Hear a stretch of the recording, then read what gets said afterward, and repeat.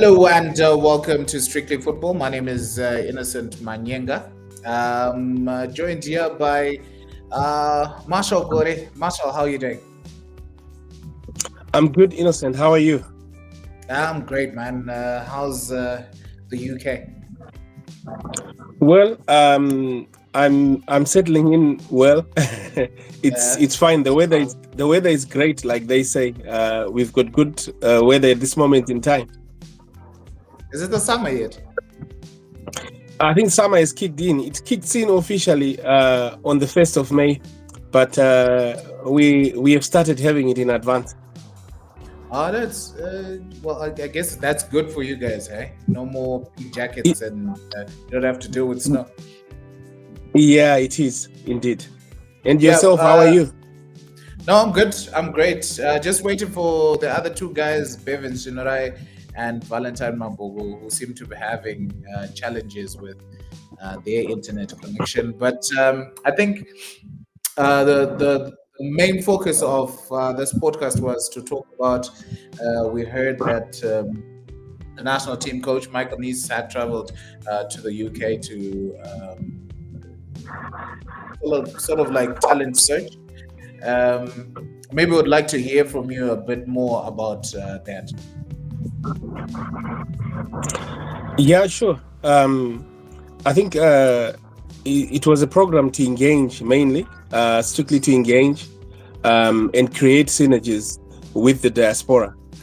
Yes, talent scouting was also on the agenda, but most importantly, it was also aimed at creating synergies with business and also opening up opportunities for those that in the diaspora with specialist skills who want to assist the Football Association in developing football in Zimbabwe. So those were the critical attributes of the tour itself. Yeah, that's something that is worth talking about. I believe this is probably the first time that we're doing something like this. Yeah, with having the president and the national team coach, yes. But I think Chiangwa came here in 2017 again on an engagement tour to meet also footballers and the community. But this is the first time we have had a national team coach to UK to instill maybe confidence in some of the youngsters and to also speak. If you know, Innocent, we have quite a number of players that at times were called to the squad, but they were never used as well. So I think the coach was also using this opportunity to explain his vision to the players and to reassure them that now that we have an international window coming, I think we could see many of them being called to come in for friendlies so that he can also assess them. Overall, I think it was a good trip, and I'm sure Zifa will do also a presser to emphasize on the successes of the trip. I'm sure this is actually a relief for you. You've been fighting for something like this for a very long time, haven't you?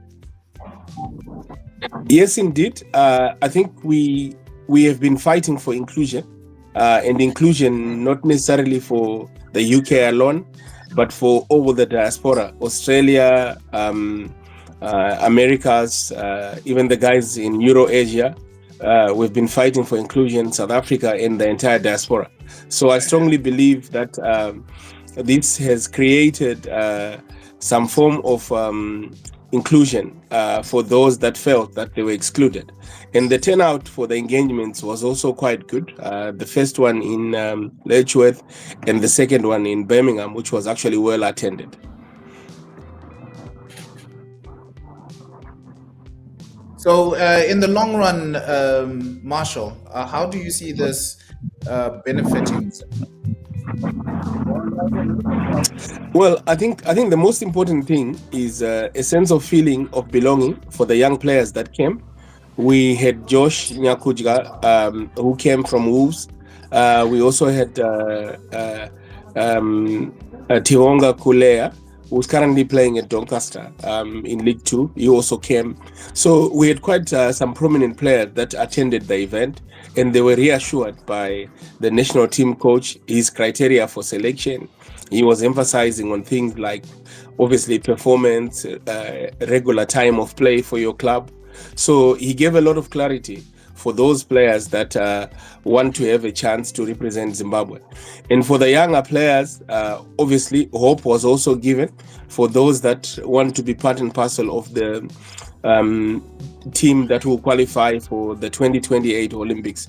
We shared a lot of information with them in terms of how can they go about to apply for the passports, those without passport.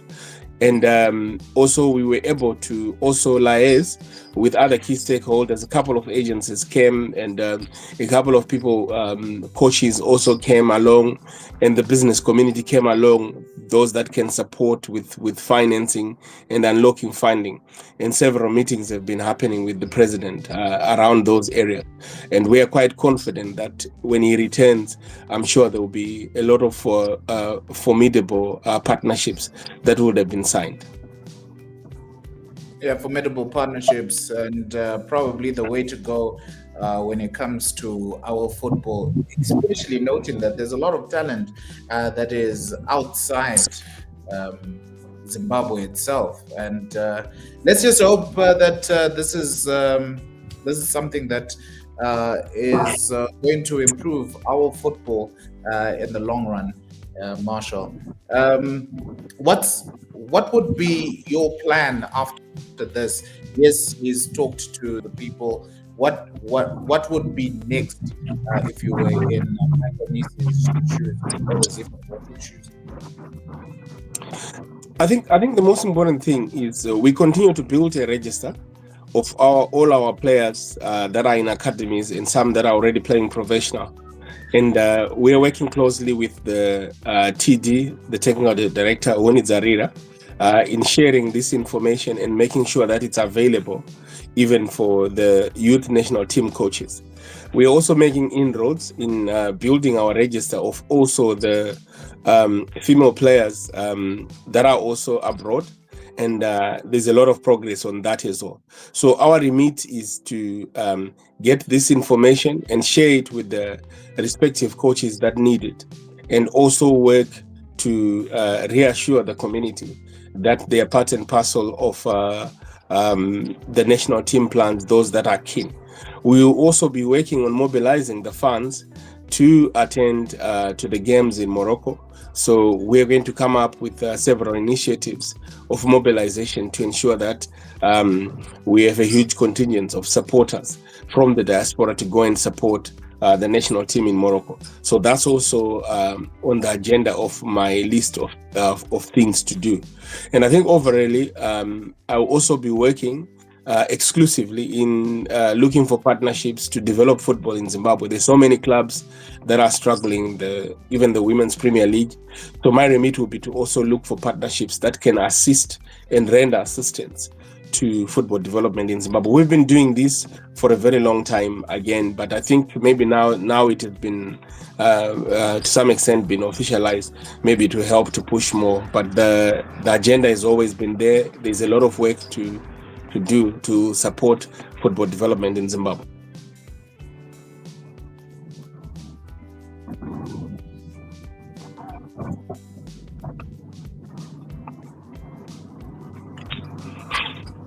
We're just hoping that everything is going to work out.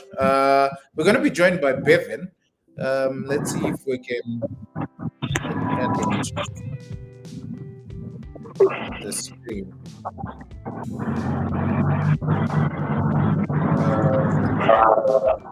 Bevan, how are you doing? I hope you're well. Definitely good as always. Very fine, and maybe I will start by congratulating you. I'm not a jealous one. I'll say congratulations on the record equaling thing. You know what it is? Just say it. Just say it. Well, 20, yeah, it's 20 titles. 20 titles. Just be happy for us. Well, I'm not so sure about happy, but I will acknowledge the hard work. And I will admit I was one person who was so pessimistic about Annie's slot, and I actually predicted that you guys were going to have the kind of season that we ended up having ourselves. So it's congratulations and well done. Yeah, well, I don't know how to take that. Marshall, which team do you support? I follow Chelsea and I follow them passionately, but I have to say congratulations to Liverpool.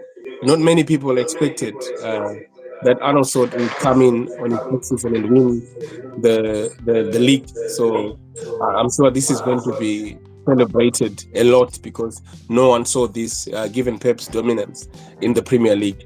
So yeah, congratulations to the Reds.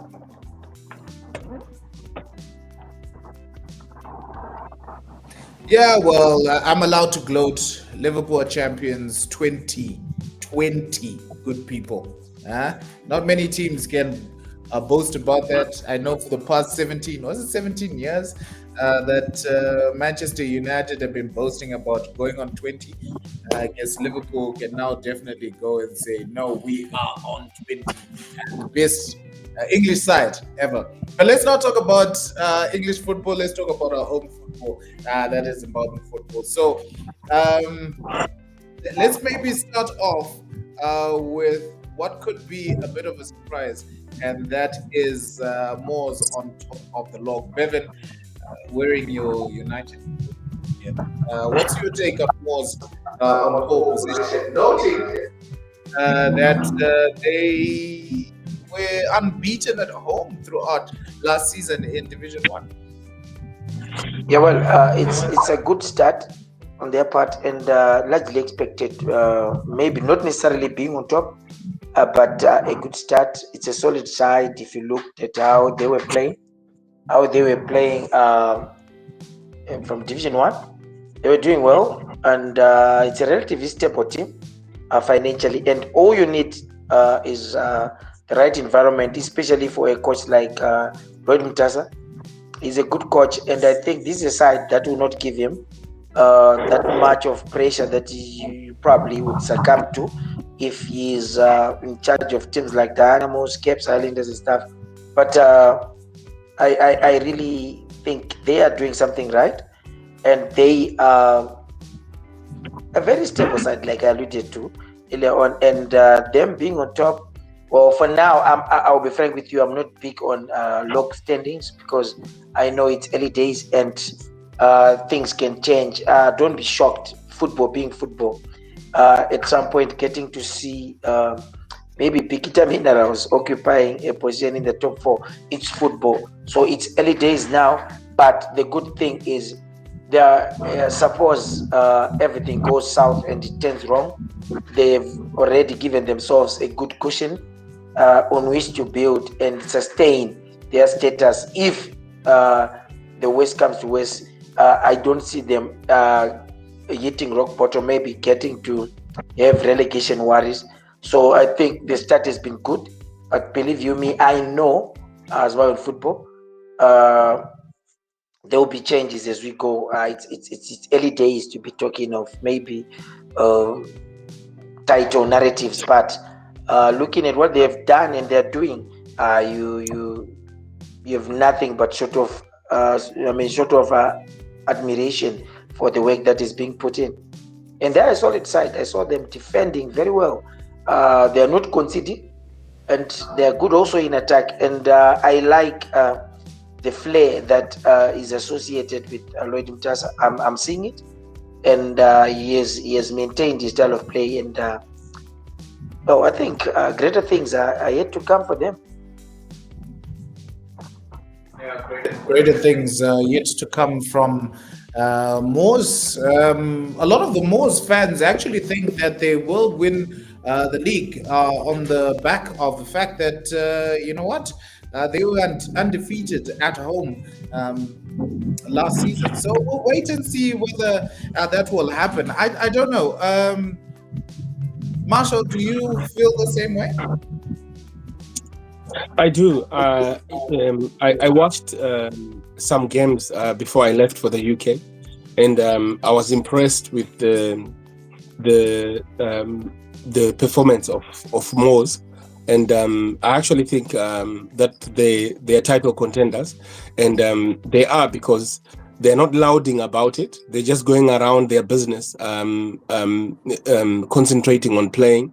Now with the home stadium, I think that is going to boost their chances, and I think I'm also excited that having watched a few games that the Premier League is going to be exciting this year. With the increasing number of fans coming to watch and a lot of people excited, it's going to be an exciting season. And definitely, I know I'm a Caps fan, but I actually think that Lloyd has done well with Moors, and they don't have big stars, but they have a team.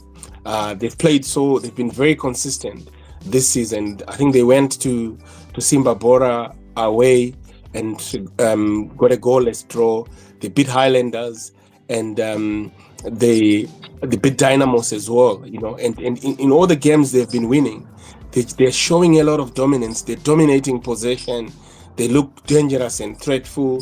So yeah, I know it's early days yet, but I think they're actually a team to look out for. Yeah, team to look out for in Moors. So we'll wait and see what happens with Moors as we move on with the season. At some point, I thought Scotland FC were going to win the league, and Bevan's got a judgmental. Well, yeah. I'm shocked as to why are you referring to Scotland in somewhat of a past tense. You thought that they were going to win. What has changed? And what has happened that has led you to think otherwise? Because for all I know, it's early days, and when you look at the squad composition that they have got players that are tried and tested. They've got players that can win them the title regardless of circumstances. They actually have winners, and they've got players that have got enough experience. Some who have actually won the league before. So I don't think I actually think rather it's too early for you to change your perception. I think if I can come in there, Innocent, I think the challenge still going to be so go Scotland. I'm impartial, by the way, guys. Let's talk about your team, maybe.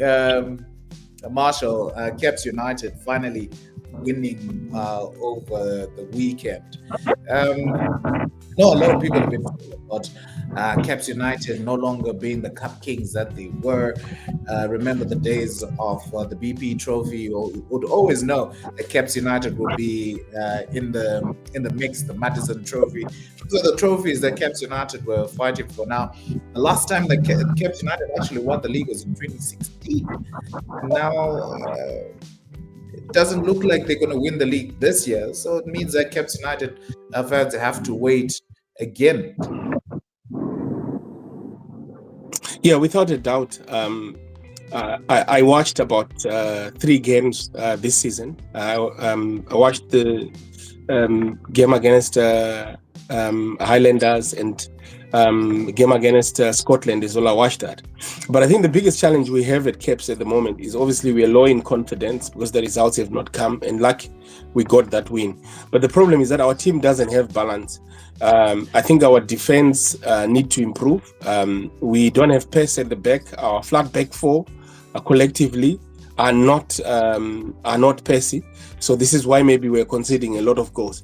And also we really need a creative midfielder, someone who can create and work and graft. And we need a goal scorer. We have a very good goalkeeper, but in the absence of a solid defense, a strong creative midfielder and a goal scorer, I can't see any way we're going to do well this season. And I'm surprised that we got to the season without actually investing in a proven goal scorer. A proven goal scorer is someone with a track record of scoring goals and someone with a lot of experience. I know Kunda has done well. He's come into midfield, but he also needs time to adapt.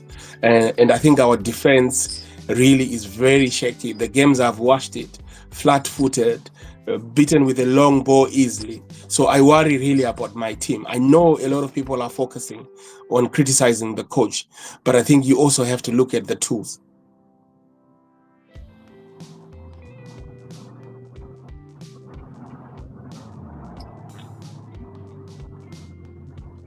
Of late, I would concur with Marshall to say it's now more of the confidence.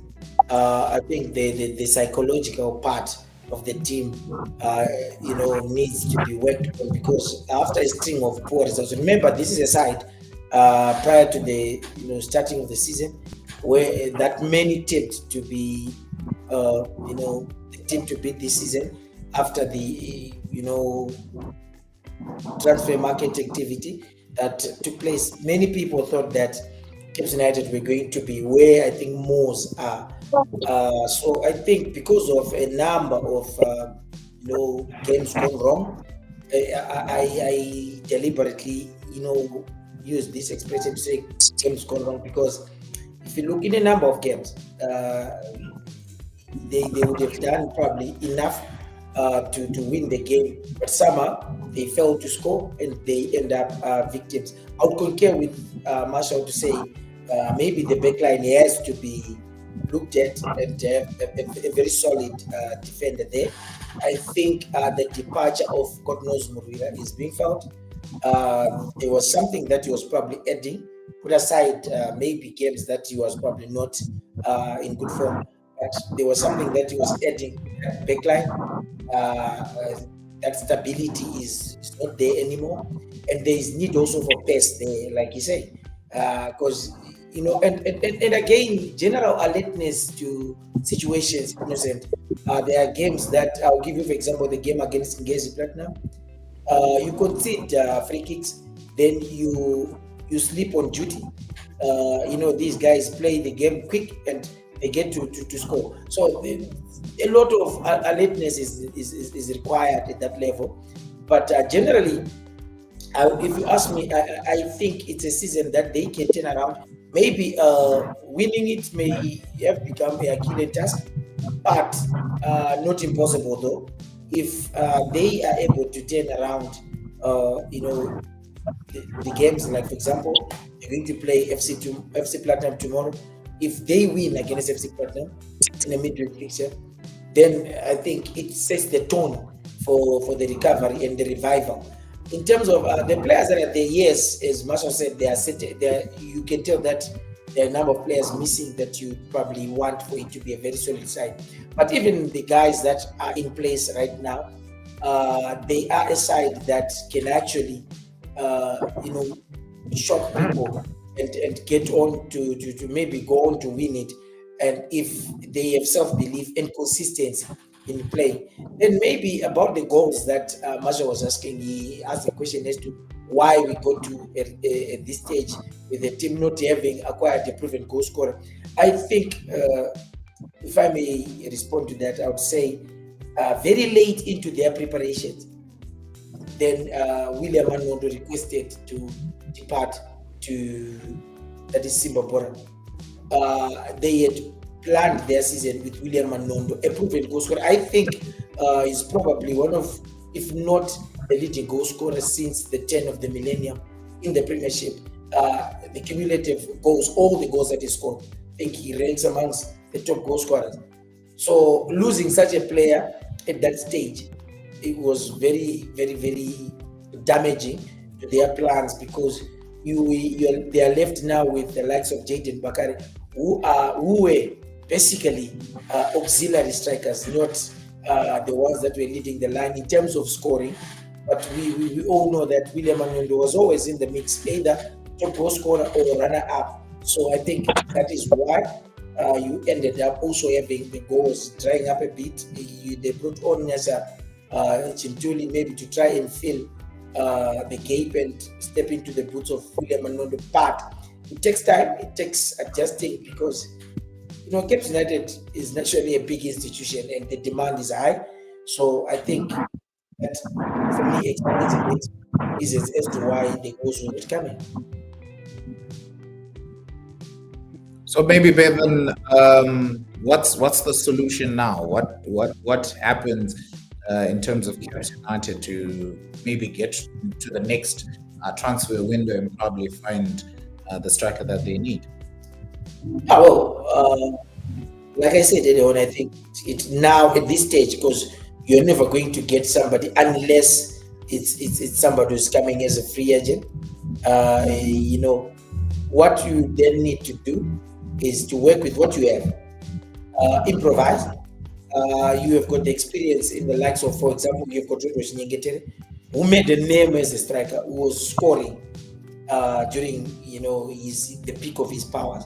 But yes, it in him has proven maybe in their last encounter where he scored against play around, and yes, the legs may not be what they were, but I think if you've got a setup that can allow for him to have a less of the load and concentrate more on scoring, you are likely going to have him, giving you that buffer that you need to get to the transfer window and get a proven goal scorer like what Marshall said. So I think the coach has to work with what he has, and added to that, I think at this stage, the most crucial thing, work with the players and psych them psychologically, make them believe who they are as an institution, to say this is the third biggest team in Zimbabwe.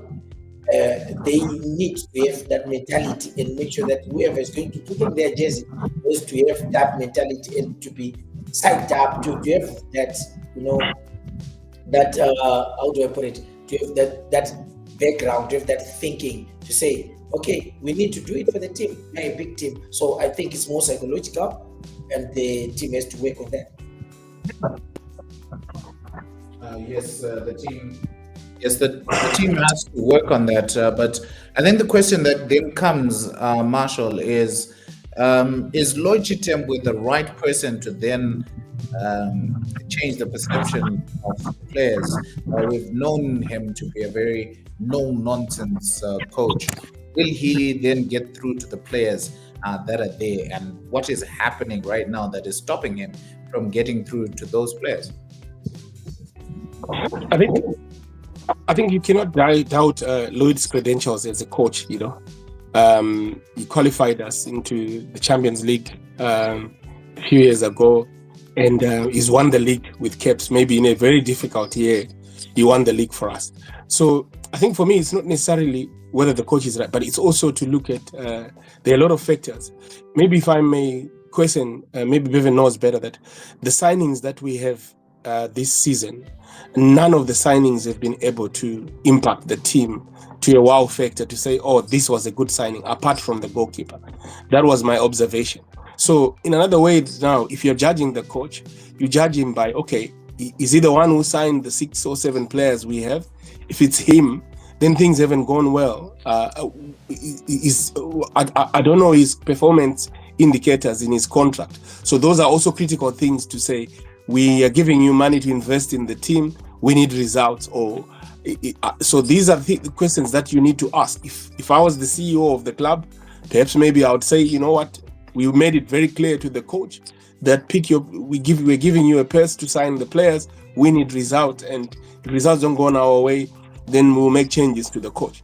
But I think the challenges are pretty much much more holistic also, to say, did we get the right players in the right places? All these things. But I think also, if the team doesn't perform, we also have to be fair to say the buck stops with the coach as well. I know Lloyd quite well, and I respect him. But I think he also knows that if the team doesn't perform, sometimes the psychological aspect that Bevan is talking about, sometimes it rubs off when a new person comes in. But I'm not saying Lloyd should go, but I'm just giving examples that sometimes change is necessary, especially if there's low of confidence and things are not working well. You've done everything and nothing is happening. So sometimes you have to go into the cockpit and make changes. Whether the president and the team that are in charge are seeing it this way, it's a different thing. But certainly something needs to give. Yes, definitely something needs to give there. And before I turn to you, Bevan, I'd like to just say to our viewers that are watching live here, please, if you have contributions to what we're talking about, please go ahead and give us your contributions. There's a link that we've just put on our Facebook.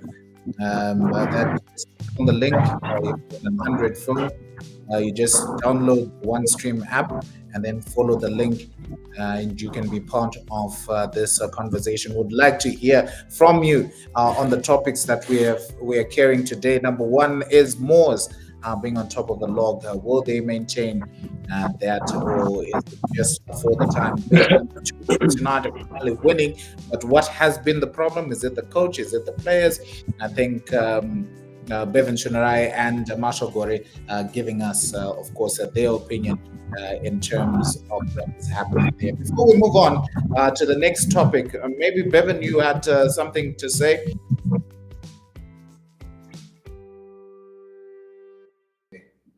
Yeah, well, he speaks of none of the players, save for the goalkeeper, having made an impact. None of the new signings, but I have a slightly different view to it. I think,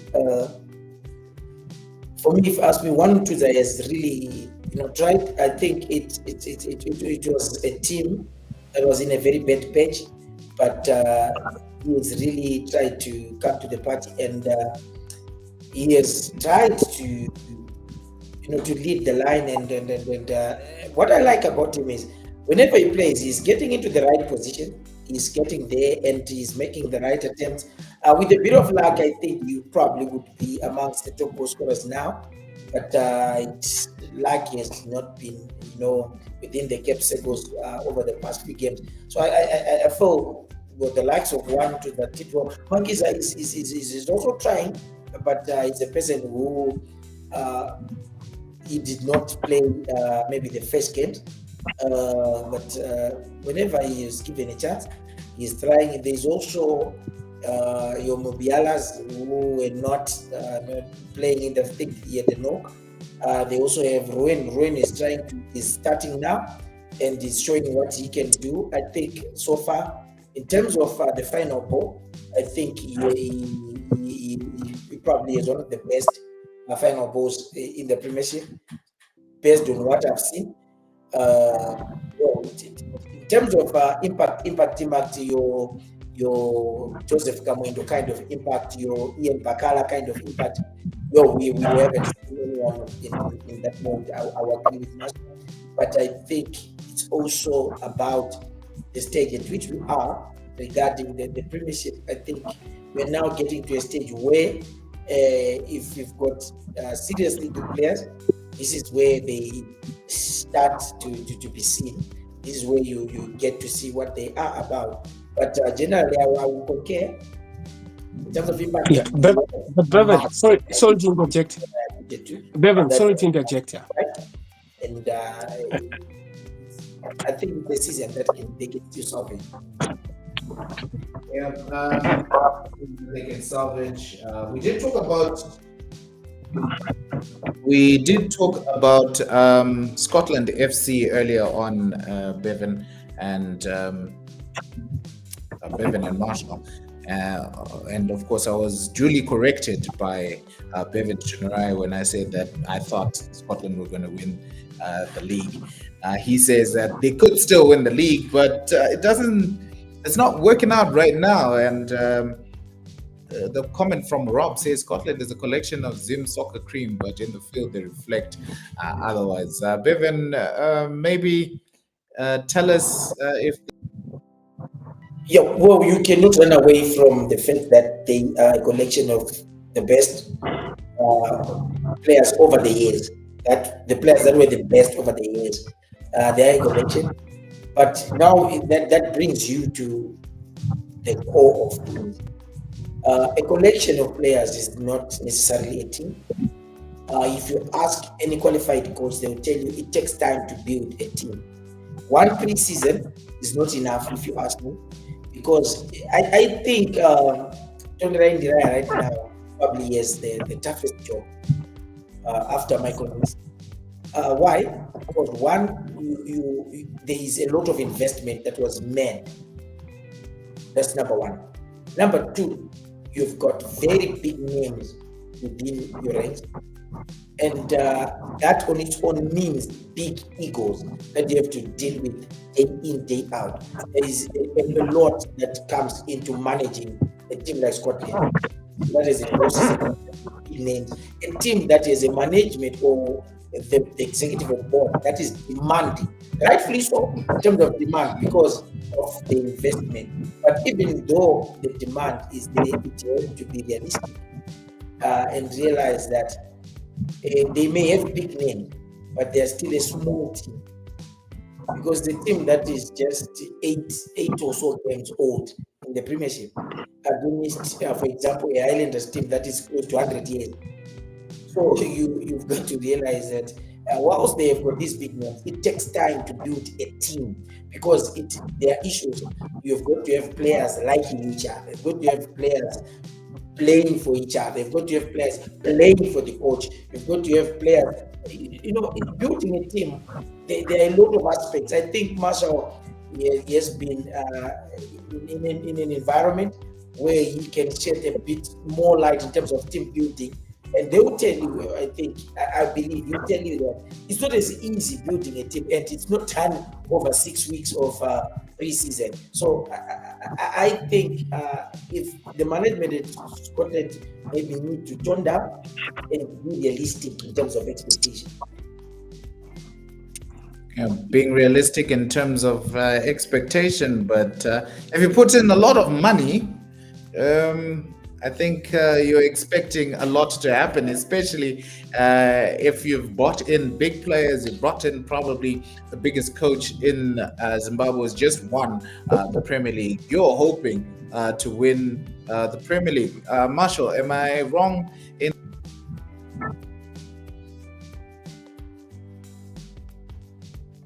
But I think there's one aspect that maybe Bevan did not want to cover it, but I'm going to say it.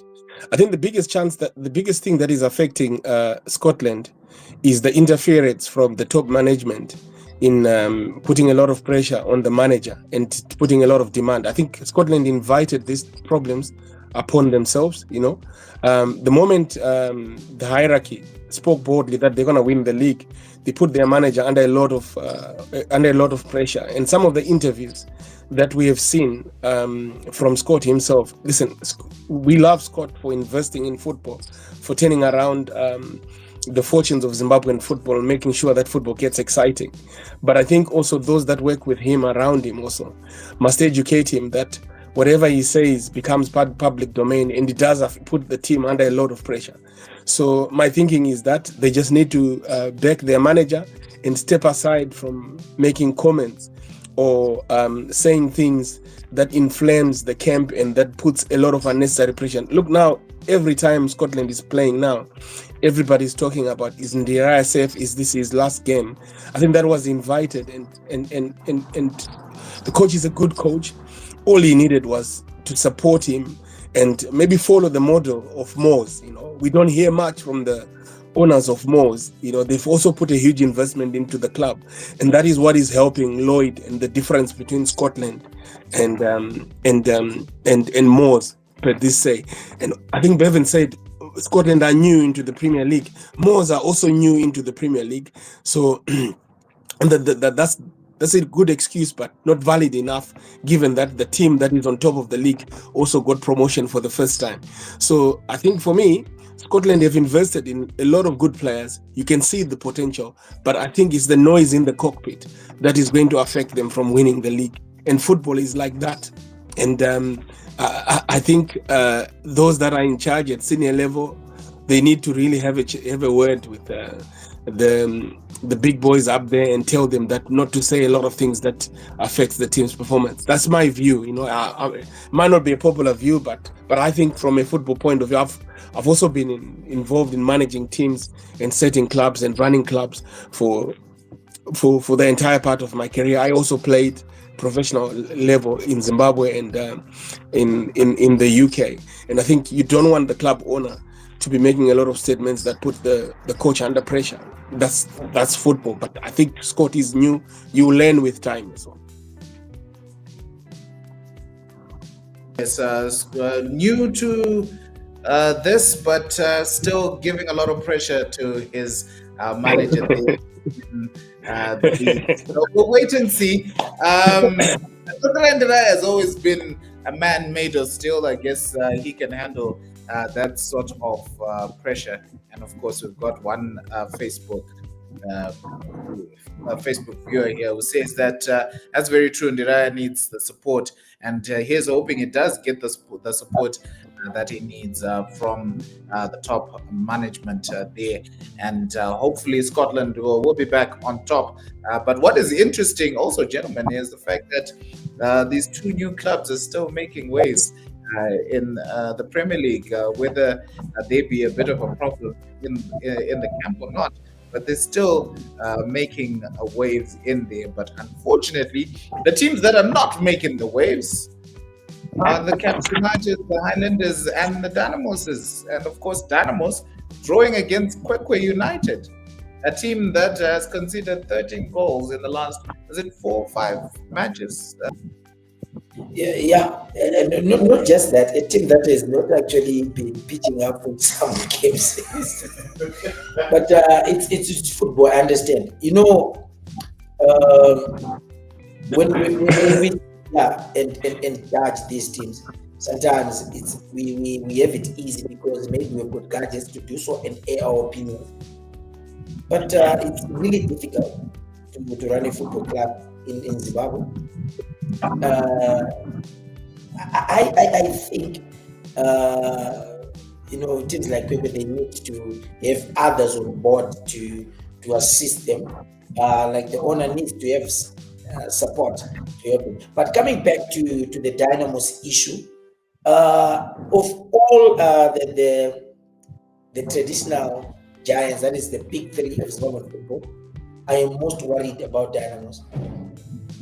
When you look at Highlanders, well, you are almost assured that even if it goes wrong, they will be mid-table. When you look at Cape United, yes, they may be languishing down there, but when you look at their bench, it may not be as rosy as probably is expected, but there is enough quality to take them up the log steady. When you look at Dynamos, you are trying to think who's going to do that. I was there at the Photo Stadium. I was part of the team that was covering Dynamo versus Kwekwe, and I was looking at how these coaches can become stranded in terms of the substitutions that they can make, and they end up bringing in players just to up the number. And there are certain players that you are seeing at Dynamos now, and you ask yourself, under normal circumstances, these guys won't even make the reserve side for Dynamos. But you've got them playing for Dynamos week in, week out. One thing that I've seen, one positive that I've seen at Dynamos now is the backline. Backline is solid. They are not conceding many goals. They've got a very good maybe back four that is standing its ground and trying to keep the ship afloat. But then again, you look at it to say a Premiership team, Innocent, is not supposed to be having trials. And this is a recurrent feature at Dynamos. Every season, you've got trials being held. And it's unfair on Mablanyo, really, to judge Loetigo and say he's the bad coach or what. He doesn't have the resources whatsoever to work with. I'll tell you, there are a few players that you can talk about in Dynamos, no disrespect to anyone, in terms of the quality that you associate with what Dynamos is. You're talking about arguably the biggest football institution in the land. And you've got, I don't want to mention certain names, but you've got those kinds of players that I'm not mentioning by name. Donning the Dynamos jersey, and you look, this is the side that used to have the likes of Toyamreo, the likes of Memory Jirawa, the likes of Kaitano Tembo, the likes of the Chief, Justice Majavi, the likes of Tenfam Kappa, the likes of, Sarika Genitari at some point. This way, this was a side that everybody would dream of playing for. But right now, everybody is shying away. I know you've got the emergence of these affluent teams, as Valentine would put it, but Dynamo's, Cape United Islanders, the legacy is too big to be this poor, as poor as they have become. I think it's a serious cause for concern, especially Dynamos. I'm thinking, which team are they going to beat? If the truth be told, if we're looking at it from a very sober sense, you wonder which side they are going to beat in the Premiership. It's scary. It's a scary thought. You know, you are having a situation whereby you look at the bench, you barely recognize some of the players. Who is this? But Dynamos, usually you know from home, as you go to the stadium, you know, okay, today there's this in their positions, and you would probably be shocked, maybe just one or two changes on the bench. But right now, there are a lot of players that you don't even know who this guy is. So I think the authorities at Dynamos need to step up and not just avoid the blame game and invest in this thing. If you guys own this thing, you've got to invest in it so that it remains what there are people in history that worked for that brand. So people should not let the brand die in their hands simply because they are the owners of the brand. They have to work for that. It's something that it pays. You know, when you go to North Africa, they know Dynamo. When you go to West Africa, they know Dynamos. Everywhere in Africa, they know Dynamo. But it's a pale shadow of who they were. It's sad. Marshall, do you have the same concerns as Bevan? Maybe I'll look at things slightly different to what Bevan has said. I was in Faro Stadium when Dynamos played, I think it was Simba Bora in the Charity Shield Cup final. You know, I thought they were very formidable. They defeated Simba Bora there. They played good football, solid players and everything. So I actually think that the problems at Dynamos again are in a similar manner what we were describing in Scotland, that we have an ownership that is not complementary to the coach. We have an ownership that goes into hiding on critical things. I think the problems of Dynamos have been for a very long time put under the surface.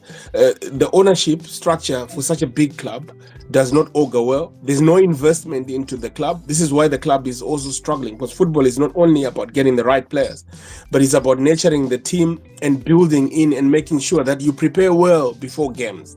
You know, so I actually think that again the problems at Dynamos are largely outside the pitch, where we have a management that does not communicate well, where we have a management, I think, that is not transparent in the way they've been running the club. And like what I agree with Bevan also, that a club like Dynamos should be a club where all the best players in the country want to play for that team. They don't need to be hosting scouts and to be hosting trials all the time. They should have a network of a formidable scouting system that goes around the country, scouting the best players coming to the biggest club in the country. But that is missing. So I think the problems of Dynamos are structural management issues. And so as long as the current management operates and behaves in the manner they behave in, very unprofessional, lack of transparency, lack of resources being put into the club, I think we are destined to see the demise of one of the biggest Zimbabwean clubs. And let me just also touch quickly on the draw against Kwekwe. I actually think Dynamos didn't play that bad. I actually think Kwekwe played that well. And I've been obviously supporting the owner of Kwekwe United with a strategy to scout for players. A lot of the players that were on contract with Kwekwe United have left the club because of the challenges the club was facing. But I want to tell you that the bulk of the players that played for Kwekwe have not played in the Premier League before, but it was through an agent scouting program that we put together with Phil to ensure that we get the best players in the country that want to play in the Premier League. So that beats the fact also that there are players around, but the big clubs are lazy. They don't have the structures. They invest in the wrong players, maybe just go by names. But again, there are a lot of good players in Zimbabwe that if they are scouted and given an opportunity, they can actually play. It's not also an issue of that you have to have a lot of money to buy a lot of players. But if you scout well, you can get some jewels, some good talent. Like we saw even in the Triangle team, when you look at it, there's some good quality players that are not known in the country, but very good that can also play well.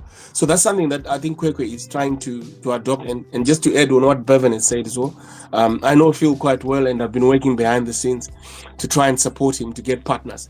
I think people also forget that he made history by getting 2 teams promoted at the same time, and that's it. Sometimes your own success can also be detrimental in terms of that. He's got 2 teams that are playing in the Premier League, the women's team and also the men's team.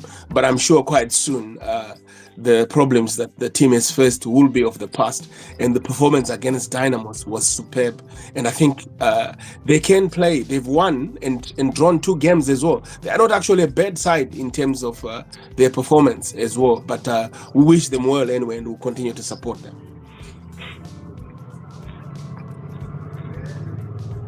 Bevan, you've got something.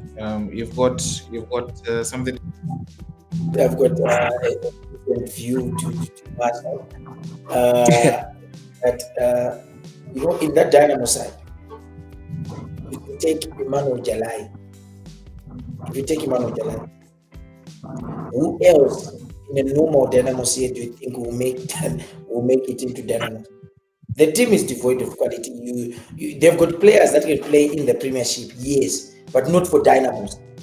Because a normal Dynamo side, Innocent, regardless of how good a Kwekwe United side can be, in a normal Dynamo side, Kwekwe United is supposed to lose 3-4 against Dynamos. Yes, I will agree with him. There are players that I was particularly impressed by. A guy who was putting on number 7, Saungweme or something. Guy is talented from Kwekwe United. I think other bigger Premiership teams need to be looking at that. That boy, I was impressed by him. There are a number of players, of course. The good thing is they have experience. You can stabilize the team. I think I saw it was Sporting Lions doing it when they got your memory or your Joe Mugabe's gift and stuff. They steered the ship with experience. So they are doing with your Dennis Chaudas, your Masimba Mambares, your Alan Gatti, good players that can bring stability. But I'm saying for a team like Dynamos in Rufaro Stadium, you are never going to. You are not supposed to have Kwekwe United coming. No disrespect to Kwekwe United, but you're not supposed to have Kwekwe United coming out with a point. For me, that speaks to how much the team has fallen down in terms of quality. It's like I said earlier on. Remove Emmanuel Jalai from that team. Dynamos will become a Kwekwe United. They really one player that you call quality in there to be playing for Dynamo. The man of Jalai. Everyone else, I've got no respect. There are players that I really respect. Like for example, I like your Clyde Mandiwe, good defender. If you ask me, I like Nomo Chinyere, good defender again. But in terms of being a quality that is associated with Dynamos, I think the only name that will remain, in fact, in the whole institution, if I'm going to go extreme, the technical setup included, you will have Emmanuel Jalai remaining. In a normal Dynamo team, not respect to anyone. Would you compare? This is the biggest. Would you compare Dynamo to Manchester United? Would you compare the current challenges at Dynamo and equate them to the same with Manchester United?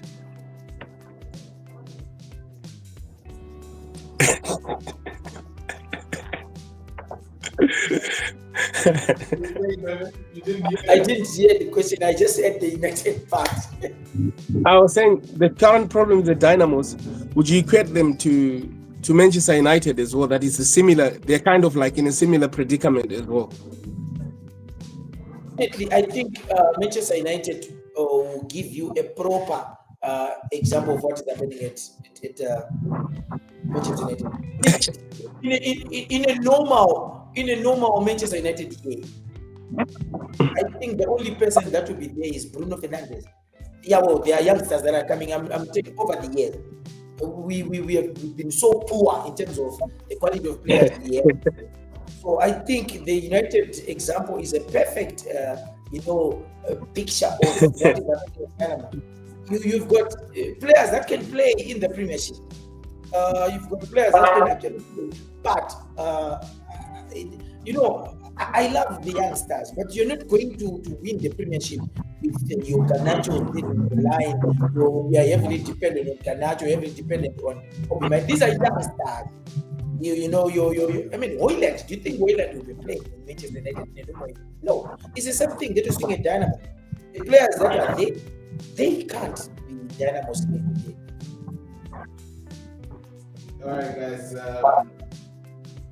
right, guys. Just to round off, there's some bloggers in South Africa who are talking about Zimbabwean football linking Rulani Mukwena to Scotland FC. Very interesting.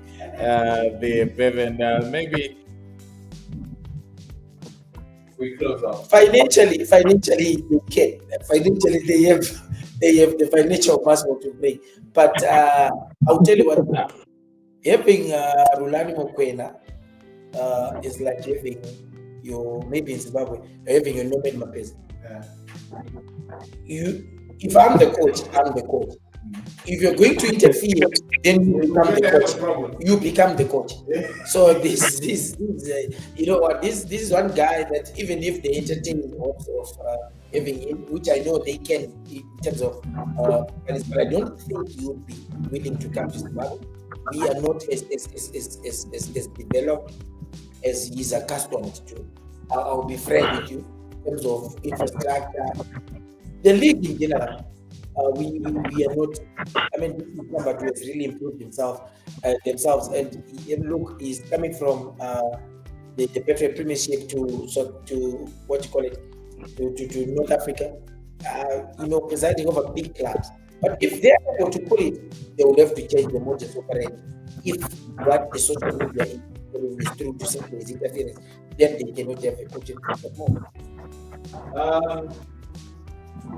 Marshall, what do you think of the rumors? Quite interesting to hear such rumors, but I think I have to say on this occasion I agree with Bevan that it takes a big responsibility to bring. When you bring a big coach, he expects professionalism as well. So I think if a big coach comes and there's no professionalism from above, the likely factor is that he's most likely to leave as well. So I think Mirai can achieve a lot with them now. I think they just need to respect him and to back off and give him his space to manage the players. He started very well, and I think he needs that respect and not comments being made after week after every performance and putting pressure on him. And I think it's also affecting the performance of the players. And I think he needs a chance, and I think he will turn things around. But if the pressure continues, it's attracting the bad publicity, and then it affects the performance of the teams. Players with social media now, they do follow all the comments that are happening on social media. So you've got to be careful what comes out of the cockpit, that it doesn't affect the morale. And in this case, I think it is really indeed with Scotland, and they have to be careful. I know they want to win, but at the same time, professionalism is also required if they're going to endure and get the results that they want. Mukwena coming to Scotland, I can't see that happen. Thank you very much, gentlemen, for joining us here on Strictly Football. Of course, Marshall Gore in the UK. I hope you enjoy your summer, mate. Thank you, Innocent. Thank you, and once again, congratulations to Liverpool. You'll never walk alone, eh? And of course, Bevan, I'm not sure where you are joining us from, Bevan, but wherever you are, Bevan, all the best next season, possibly. I know you survived relegation and all, so I think you guys are okay in terms of relegation.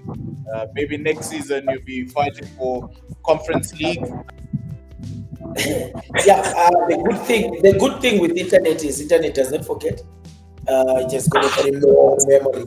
So the next season is quite a few away. So it's good. Actually, we're getting into May, June, July. Pre-season is on. So we'll wait and see. But again, I'm not a jealousy person. Congratulations on calling our record. You're record. Oh gosh.